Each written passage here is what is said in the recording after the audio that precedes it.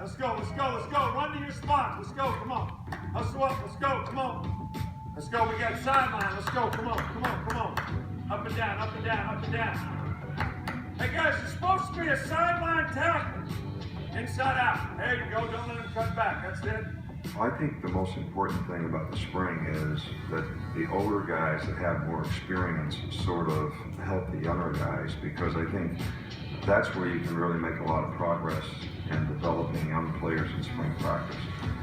And our older players have done a great job here in the past of helping the younger guys sort of develop.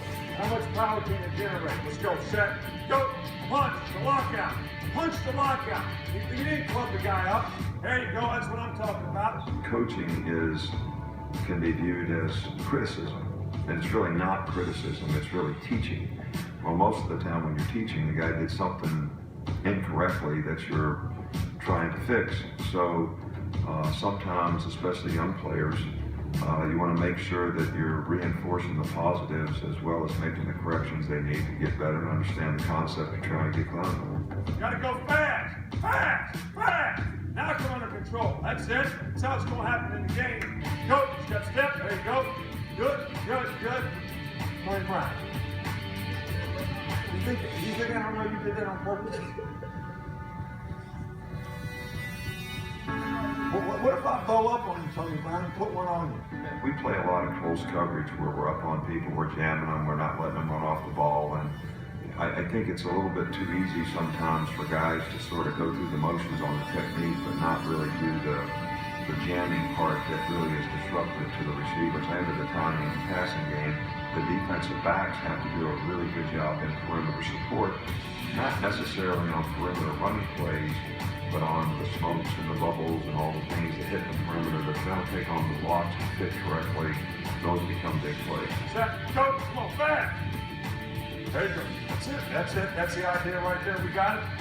Every one of you guys, every one of you, have lots of things that we can improve on, and I think that we want to build on the things that you do well, and we want you to focus on the things that you need to improve on so that you can become even a more complete player that's dangerous, and people are afraid to play against them. That's the goal that we have for every player, regardless of the position. Don't want guys to be satisfied with what they've been able to accomplish in the past and keep looking forward to the challenges of the future.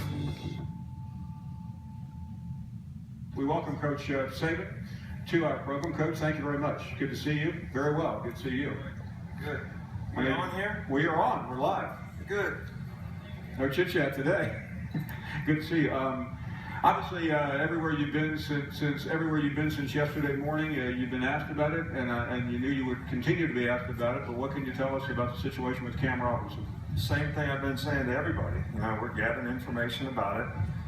When we get the facts, we'll determine whether there's something we need to do internally or not. But Cam Robinson's been a really good player for us. He's been a really good person for us. He's never been in trouble before. So, all those things are things that need to be taken into consideration. It's certainly not the kind of behavior that we like for any of our players to ever represent the university or themselves with their family. And certainly there's lessons to be learned here. I read something today, not that that matters, but someone said we're going to find out whether Nick Saban gives Cam Robinson a second chance like he has given other players. You have had that conversation. We've had it before. You've always believed in that.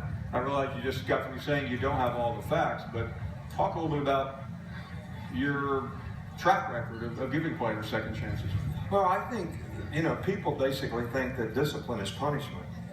Discipline is actually any kind of punishment that's going to change somebody's behavior.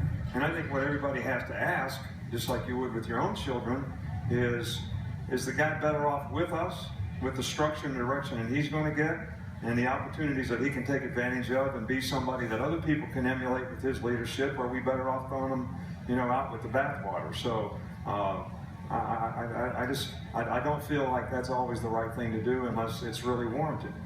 So you would rather be wrong giving someone a second chance than not knowing that you could possibly help someone?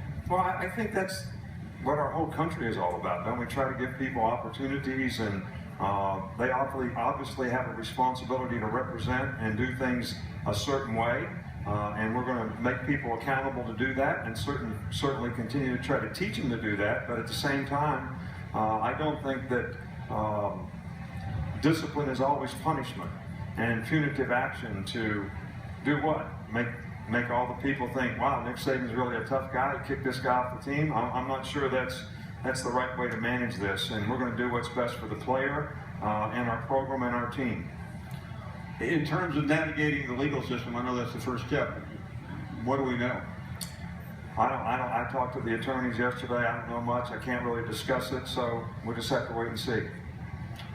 Without him, how does that affect, he's one of your best players, how does that affect your team? Well, we didn't have him all spring, and we still had a team. So, you know, I mean, we've got other players that can play, but, you know, Cam's been a really good player for us, and hopefully, you know, we'll be able to work through this in some kind of way, and he'll learn from it, we'll learn from it, and we can do something to help him have a successful future.